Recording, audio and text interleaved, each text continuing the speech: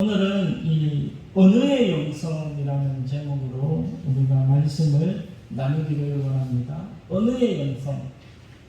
제가 신앙생활을 하면 할수록 이 말에 대한 부담감과 중요성을 많이 느끼게 됩니다.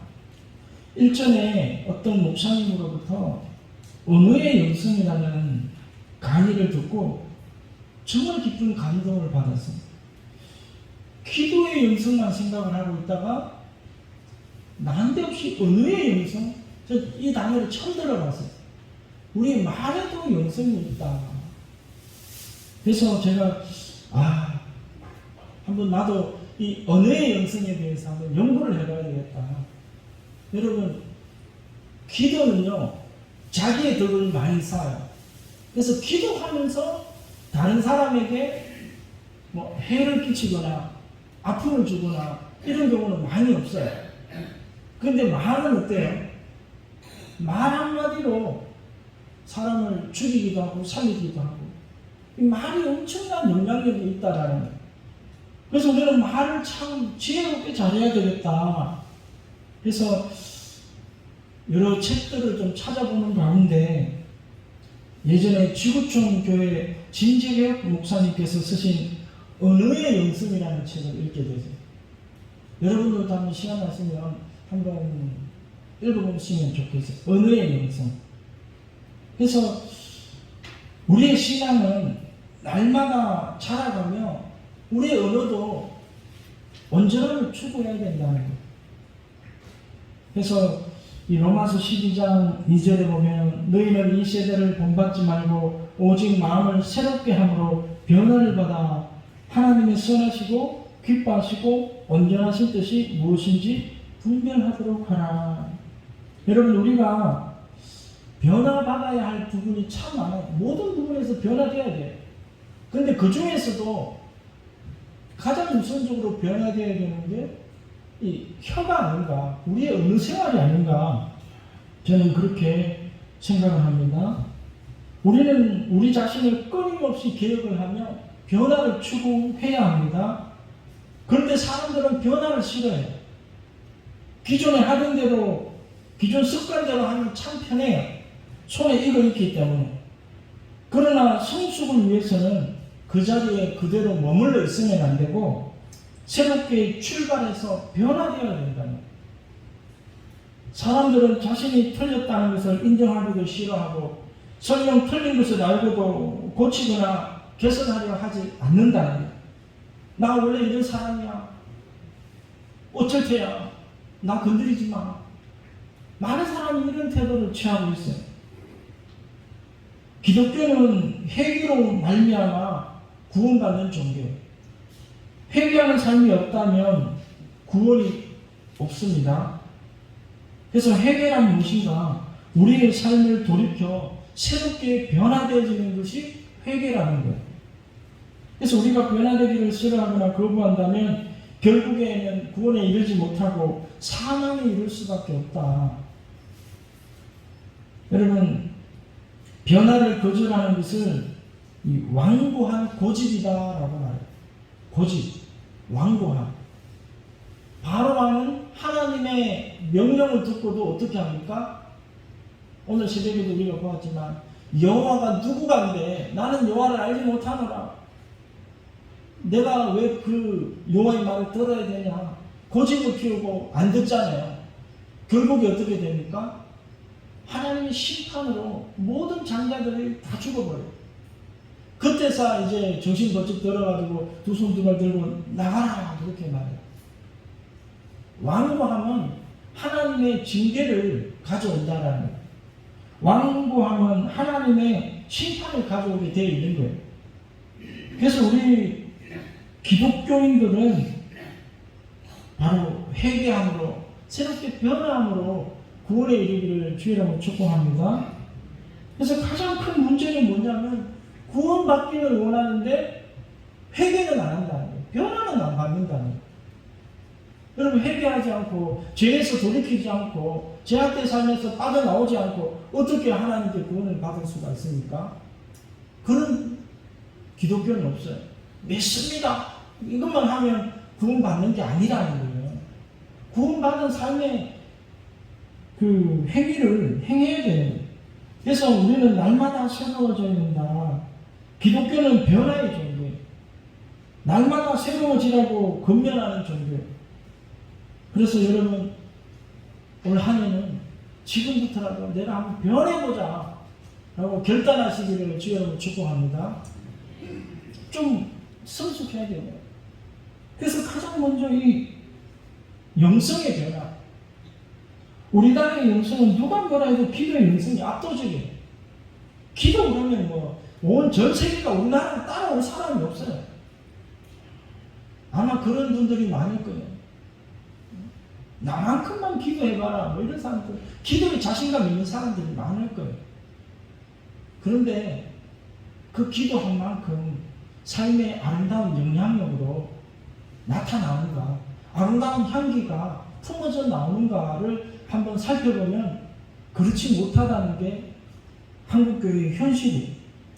그래서 기도의 영성이 생활 가운데로 반영되어져 나오는 것이 가장 먼저 은혜의 영성으로 나타나야 된다는 거예요. 은혜의 영성.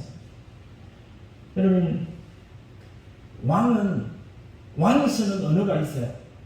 여러분 사극 같은 데 한번 보면 왕이 쓰는 말은 다르잖아요. 여봐라, 걔 아무도 없느냐 뭐 그러면서. 근데 초민들이 쓰는 말은 또 있잖아요. 근데 저와 여러분은 왕이에요, 종이에요? 어디에 속한다고 생각하십니까? 여러분은 천한 종이에요?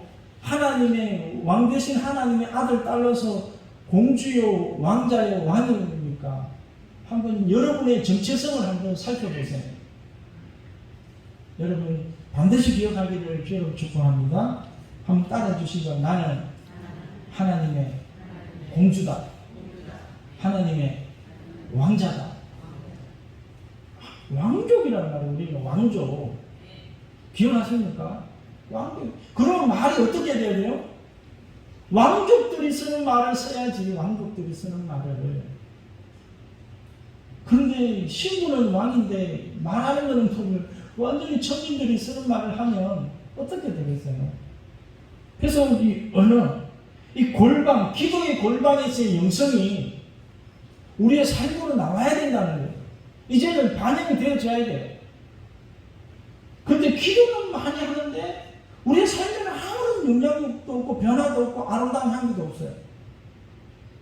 이제 거기에서 우리가 더 성숙해져야 되는 거예요. 한국교회가 기도는 정말 한국교회의 어마어마한 유산이에요. 귀한 전통이고 엄청난 유산이고, 그런데 이제 그 단계를 뛰어넘어서 이제 우리의 언어의 삶에도 기도의 영성 못지않는 훌륭한 언어의 영성도 드러나게 되기를 주의 이름으로 축복합니다. 그래서 우리는 이제 언어의 영성 시대를 한번 만들어보자. 정말 아름다운 말.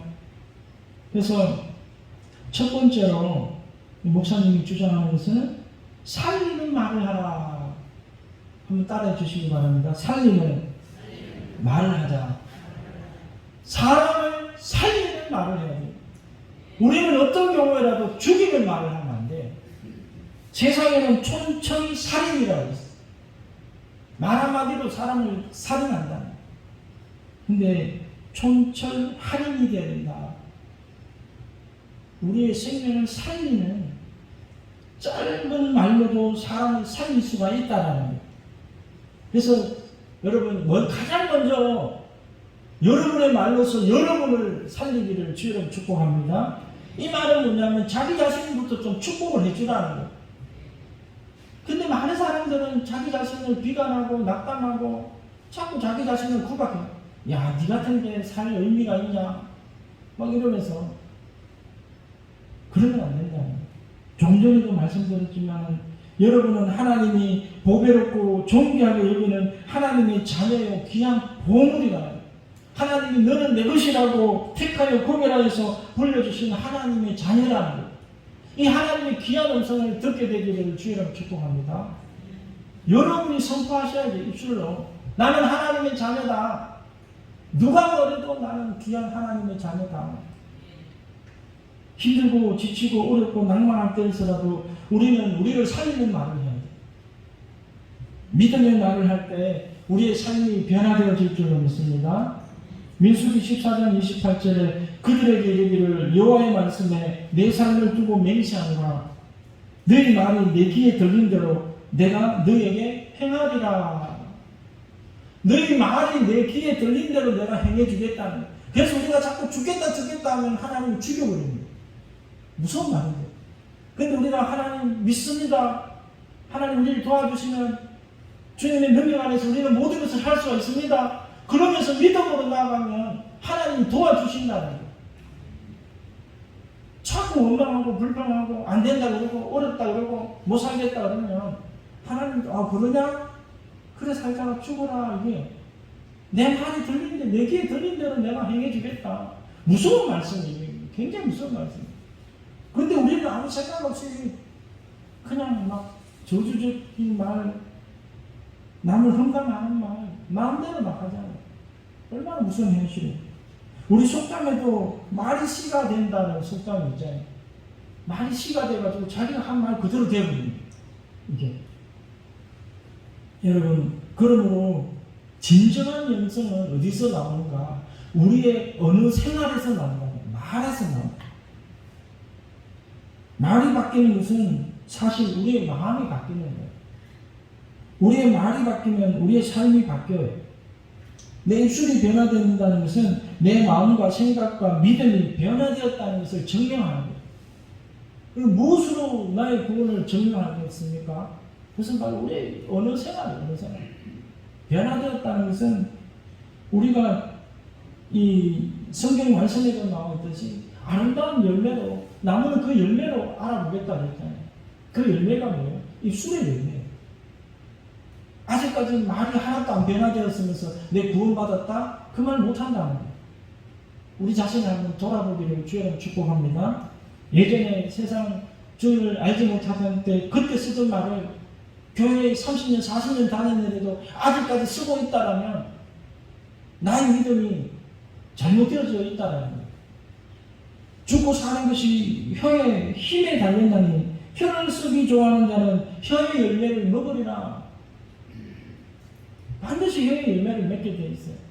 내가 남을 저주하면 내가 저주받게 되어 있는 거예요. 내가 남을 축복하면 내가 축복받게 되어 있는 거예요. 아브라함에게 그 복을 주셨잖아요.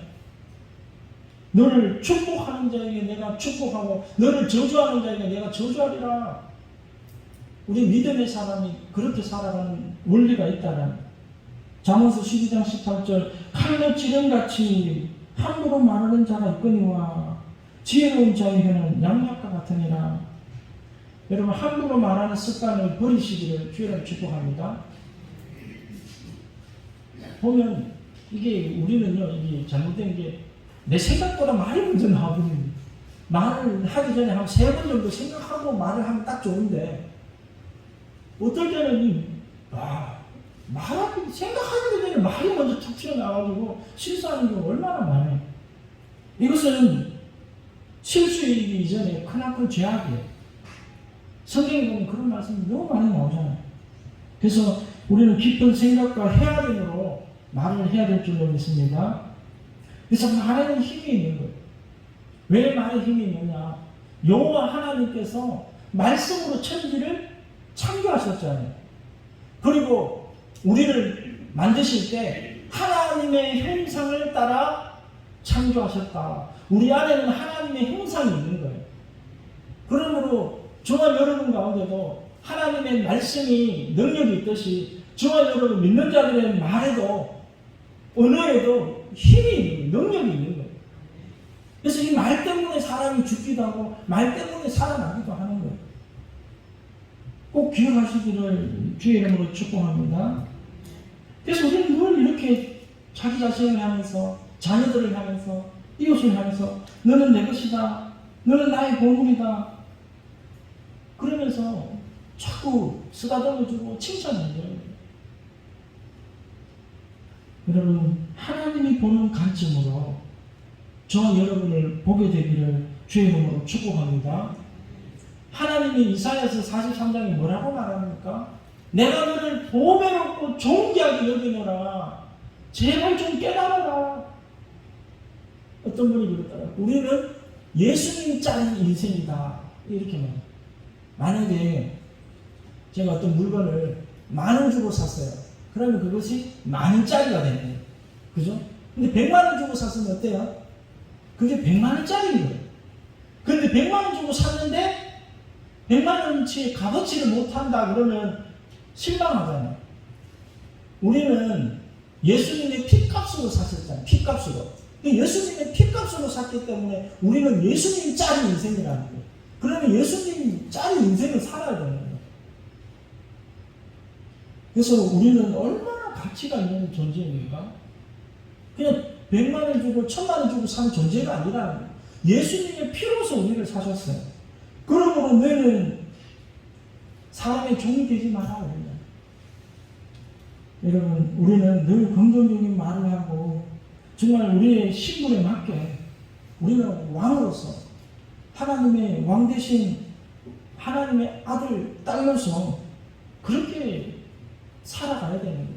예수님의 피값으로 사신 그 예수님 짜리에 값어치를 하며 살아가게 되기를 주여름 축복합니다.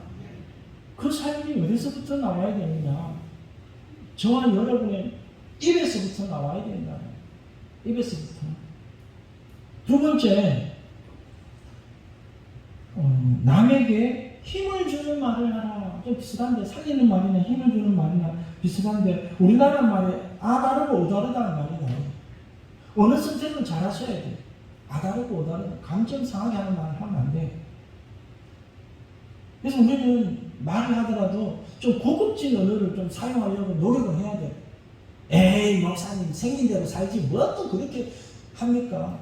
그런 말 좀 하지 마세요. 저도 참 험한 입술을 가진 사람 중에 하나예요. 그래도 한번 노력해보려고 노력은 하고 있어요. 정말 우리 집안 이야기하면 부끄러운 이야기지만 욕반 그냥 말반 정도 하는 그런 가정에서 자란 사람이에요. 말을 욕을 안 썼거든요. 말이 안 되는 집안에서 살았어요. 야, 참. 근데 예수 믿고 나니까 이게 잘못된 거구나. 잘못되었다. 저도 부모님이나 삼촌들이나 형에게 그 말로서 상처를 엄청 많이 받았거든요. 그런데 나도 똑같이 하면 어떻게 되겠어요? 이제는 변화돼야 돼요. 말은 우리의 마음의 거울이에요. 마음에 있는 것들이 말로 표현되어진다는 것이에요. 내 속에 있는 것들이 말로 드러나고 보이는 것이에요. 그래서 우리는 마음을 잘 다듬어야 돼요. 누가복음 6장 45절에 보면 선한 사람은 마음에 쌓은 선으로 선을 내고 악한 자는 그 사람 악에서 악을 내나니 이는 마음에 가득한 것을 입으로 말함이니라. 여러분 어떻게 생각해요? 예수님이 하신 말씀이에요. 우리 안에 선한 것이 가득 있으면 말로도 선한 것이 나오게 돼 있어요. 근데 마음속에 악하고 더럽고 추악하고 음란하면 말로도 그런 게 다 튀어나오는 거예요. 사랑하는 마음을 가지면 사랑하는 말이 나와요. 기쁘고 행복한 마음이 있으면 기쁘고 즐거운 말이 나온다는 거예요.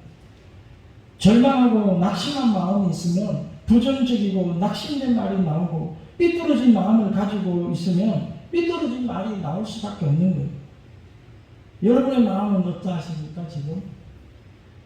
여러분의 마음을 가득 채우고 있는 것이 무엇입니까?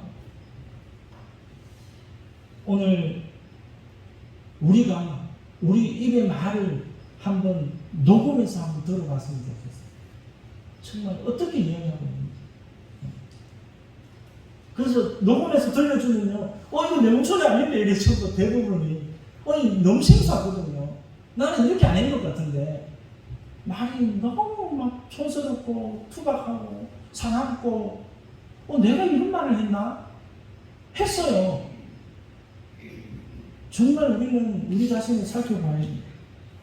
그래서 잠언서 16장 24절에 선한 말은 꿀송이 같아서 마음에 달고 뼈에 양념이 되느니라. 선한 것이 무엇일까? 고민을 해봤어요. 이 선한 것은요, 배려라는 거예요. 배려. 상대방을 배려하는 마음.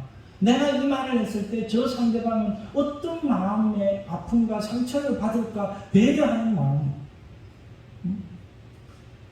저놈의 인간을 한번 죽여보자 그러면서 대못을 박는 그런 사악한 생각의 말이 아니라 어떻게 하든지 저 사람을 일으키고 품고 사랑하고 그런 마음을 가지고 하는 말이 배려의 말. 여러분, 배려하는 말은 듣는 이로 하여금 기쁨이 솟고 행복감을 안겨다 줄 수가 있습니다. 그래서 우리는 정말 말을 할 때 상대방을 배려하는 마음을 먼저 가져야 돼요. 그래서 두 번, 세 번 생각해보고 말하는 거예요. 아, 내가 이 말을 하면 우리 아내가 어떻게 반응할까? 우리 아내가 또 어떤 마음을, 상처를 받을까? 한 번, 두 번 생각해보고 그렇게 하면요, 절대로 이혼이라는 것은 없을 거라고 저는 생각을 해요. 근데 그냥 내 마음에 상처가 있으니까 너도 죽어봐라 이런 식으로 막 그냥 쏴붙여버린 거예요. 그러니까 가정이 가정천국이 되어야 되는데 가정지옥이 되어가지고, 교회가 교회 천국이 되어야 되는데 교회 지옥이 되어가지고 얼마나 많은 아픔과 상처를 안고 살아요. 여러분, 오래전에 이탈리아의 나폴리의 조그만 공장에서 이 성악가를 꿈꾸는 한 소년이 있었어요. 어려운 생활 중에서도 아르바이트를 하면서 레슨을 받았고, 그래서 레슨을 받고 이렇게 하는데 그 가르치던 교사가, 야, 너는 성악가로서 도저히 차질이 없는 것 같다. 내 목소리는 그냥 문지방에서 나오는 그런 바람 소리와 같다. 막 그렇게 혹평을 한 거예요. 자기 제자를 향해서. 그래서 이 사람은 실망을 하고 다시는 내가 이제 성악 공부하나 봐라 그러면서 왔는데, 그의 어머니가 그 아들을 품에 꼭 껴안아주면서, 아들아, 너는 할 수 있다. 실망하지 마라. 너는 훌륭한 성악가가 되도록 이 엄마는 없다 희생도 아끼지 않고 너를 돕겠다. 다시 도전해봐라. 그렇게 말하는 거예요. 근데 이 소년이 바로 그의 어머니의 그 격려의 말을 듣고 다시 도전해서 세계적인 성악가가 됐는데, 잉니코 카루소라는 사람이에요. 그래서 선한 말은 꿀송이 같아서 사람의 마음에 달고 뼈에 양약이 된다. 부모들이 이런 말을 해줘야 되죠. 이 벼락 쳐먹을 놈아, 네가 어디서 나가 대접버리지 왜 살아서 돌아왔냐, 이런 말을 하면 안 된다는 거예요. 여러분 한 번씩 들어보셨잖아요. 저는 수없이 들었어요. 그런데도 그렇게 아픔을 겪고 또 우리 자녀들한테 그런 말을 한다라면 얼마나 어리석은 인생이에요. 고쳐야죠. 안 해야죠. 여러분, 꼭 우리가 자녀들을 향해서 또 지체들을 향해서 선한 말을 하게 되기를 주님의 이름으로 간곡히 부탁드립니다. 세 번째, 우리의 입술을 하나님께 맡겨라. 그래서 이 말은 금이나 주옥보다 중요하다고 그러는데, 참 이 성경에도 나와 있지만 이 혀를 길들일 수가 없다라는. 다른 거는 다 인간들이 뭐 길을 들였는데 이 우리 혀는 길을 못 들이고 있는 거예요. 그래서 이 혀를 길들일 수 있는 방법은 하나님께 맡길 수밖에 없는 거예요. 하나님께 맡기는. 그래서 잠언서 25장 11절에도 경우에 합당한 말은 아로새긴 언쟁간의 금사관이라. 슬기로운 자의 책망은 청종하는 귀의 금고리와 정금장식이니라.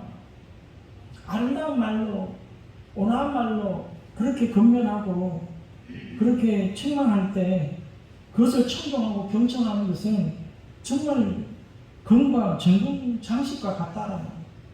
말도 잘해야 되고 듣기도 잘해야 돼요. 그래서 시편 19편 14절에 보면, 나의 반석이시여 나의 구속자이신 여호와여, 내 입의 말과 마음의 묵상이 주님 앞에 연락되기를 원하나이다. 우리의 아름다운 말, 또 우리의 마음의 선한 생각들이 하나님께 연락되어지기를 원한다. 여러분, 이 마음을 품기를 주님을 축복합니다. 하나님은 우리의 일거수일투족 다 보고 계시잖아요. 근데 우리를 향해서 얼마나 안타까워 하시겠어요. 나의 자녀들이, 나의 사랑하는 자녀들이 어떻게 저런 삶밖에 못 살고 저렇게 험한 말을 하며 살아갈까. 좀 남에게 은혜를 베풀고 좀 좋은 말을 하며 살면 얼마나 내가 기쁠까. 여러분, 그래서 말에는 힘이 있다고 했잖아요. 말에는 힘이 있어요. 이 혀는 곧 불이요. 불이라는 불. 불이 작은 것에 붙지만 담뱃불이 한번 붙어보세요. 온 산을 다 태워버리죠. 우리 날이 아무것도 아닌 것 같은데도요. 나비 효과와 같은 거예요. 브라질에서 나비 한 마리가 날개짓 했는데 저 하와이 같은 데서는 막 그 태풍이 돼가지고 온다잖아요. 여러분의 말 한마디가 아무것도 아닌 것 같은데 이 교회를 무너뜨릴 수가 있어요. 저와 여러분의 온 삶을 다 무너뜨릴 수가 있는 것이 말의 힘이에요. 그래서 말은 정말 위험하고 무섭고 때로는 소름 끼치도록 영향력이 있는 거예요. 그래서 특별히 부부간에 부부 뭐 싸움 뭐 칼로 물베기다 그러면서 막 아무거나 막 말하잖아요. 우리가 가장 인격을 가지고 대해야 되는 것이 부부 사이. 여러분 꼭 기억하시기를 주의로 축복합니다. 저도 안 되지만 노력을 해요. 한 번이라도 더 생각하고 우리 자녀들에게는 이 저주의 이 더러운 말을 안 물려주기 위해서. 그래서 여러분 진정한 성숙은 어디에서 오는가? 진정한 영성은 어디에 있는가? 저와 여러분의 언어의 영성과 비례한다는 딴 데서 찾지 마세요. 이제 내 기도 많이 한다 자랑할 때가 아니에요. 남들이 나를 볼 때 얼마나 나를 향기롭게 하는가. 그리고 관계의 영성. 오늘 새벽에도 말씀드렸지만 기독교는요 산에 올라가가지고 도 닦는 종교가 아닙니다. 혼자 막 깊은 영성을 쌓아가지고 뭐 어떤 심오한 신비의 세계에 들어가가지고 뭐 깨달았다 그런 종교가 아니에요. 기독교는 바로 옆에 지체들과 부대끼면서 그렇게 생활 속에서 나오는 영성으로 살아가는 게 기독교예요. 그랬다라면 전부 다 우리도 뭐 절에 들어가고 뭐 산에 올라가라 그러지. 왜 이 도시에 십자가를 세우고 교회를 세우고 있어요? 여러분, 우리는 세상의 빛과 소금이 되어요. 세상에 산에 들어가서 하는 게 아니에요. 그래서 우리가 먼저 변화받고 가장 먼저 우리의 배우자와 우리의 자녀와 우리의 형제 가족들에게 이 선한 능력을 끼치게 되기를 주의 이름으로 축복합니다. 얼마 전에 강원도 춘천군에서 공무원들이 버려야 할 말 10가지를 한번 조사를 해봤다는 거예요. 첫 번째, 일을 더 한다고 봉급을 더 주나? 무사안일주의. 대충 하지. 적당주의. 다른 부서에는 어떻게 일을 하지? 소신부족. 설마 무슨 일이 있으려고. 정말 이 우리나라는 가장 큰 게 뭐라 그럴까 그 안전 불감증이 가장 많잖아요. 뭐 설마 무슨 일이 있을까 이러면 시키면 시키는 대로 해야지. 권위주의. 똑똑한 사람이 하도 많아가지고 냉소주의. 출세하려면 줄을 잘 써야지. 기회주의. 이건 우리가 할 일이 아니다. 책임 회피. 규정이 그렇게 돼 있다. 형식주의. 공무원이 하는 일이 다 그렇지 뭐. 패배주의. 이런 말을 하면 안 된다는. 여러분 우리 교회에도 이런 비슷한 말을 하지 않게 되기를 주의로 축복합니다. 우리 교회가 뭐 하겠노. 이런 말 하지 말라고. 하나님이 함께 하시면 한 명으로도 전쟁은 사람의 수에 많고 적음에 있지 않다고 했잖아요. 이 교회의 영광, 하나님의 영광은요 성도의 수가 많고 적음에 있지 않는 거예요. 마지막으로 유일한 대언장엄한 외치라. 대언장엄. 좀 줄임말인데 분수에 맞지 않는 말을 잘난 척하며 자랑하지 마라 이 말이에요. 여러분 우리가 큰 소리 칠 수 있는 게 얼마나 있을까요? 너희는 내 일을 자랑하지 마라. 내일 무슨 일을 만날지 아무도 모른다. 안개와 같이 잠깐 있다가 사라지는 것이 우리의 인생이라고 성경에 기록하고 있잖아요. 근데 뭘 그렇게 자랑할 게 많다고. 우리가 자랑할 수 있는 것은 하나님의 말씀밖에 없어요. 자신 있게 선포할 수 있는 것은 주 예수를 믿으라. 그리하면 너와 내 집이 구원을 얻으리라. 이런 것과 같이 하나님의 말씀밖에 없어요. 근데 하나님의 말씀은 자신감 있게 외치지 않고 뭘 자기 자신 자랑을 그렇게 많이 해요. 여러분, 주님 앞에 가는 날까지 우리는 함부로 말하거나 큰 소리 치지 말고 오직 믿음의 말로서 많은 이들에게 유익을 끼쳐야 될 줄 믿습니다. 자기 주제를 파악하지 못하고 자기 자신을 성찰하지 못하면 자기 목소리가 자꾸 커지는 거예요. 자신이 어떤 사람인지 잊어버리고 자꾸 호언장담하는 거예요. 자꾸만 왕년을 덜먹이는, 내가 나 때는 말이야, 내가 왕년에 말이야, 꼰대 형식처럼 따지고 보면 아무것도 아닌데, 아무도 안 알아주는데 자기만 그것을 부풀려가지고 그렇게 말한다는 거예요. 오늘 우리도 우리 자신을 제대로 보지 못하고 대응장어하는 말은 없는지 한번 돌아보게 되기를 주의 이름으로 축복합니다. 정말 우리 자신이 더 잘나 보이고 싶어서, 더 멋있어 보이고 싶어서 더 큰 소리 치는 것은 아닌지, 기독교 영성은 십자가에서 내가 죽는 거예요. 이게 가장 깊은 영성이에요. 내가 드러나는 사람은요, 절대로 깊은 영성의 사람이 아니에요. 우리는 내일도 알지 못하면서 마치 영혼이 살 것처럼 큰 소리 치는 것은 하나님을 하나님으로 인정하지 않는 것이고 교만한 행동이라고 나와 있어요.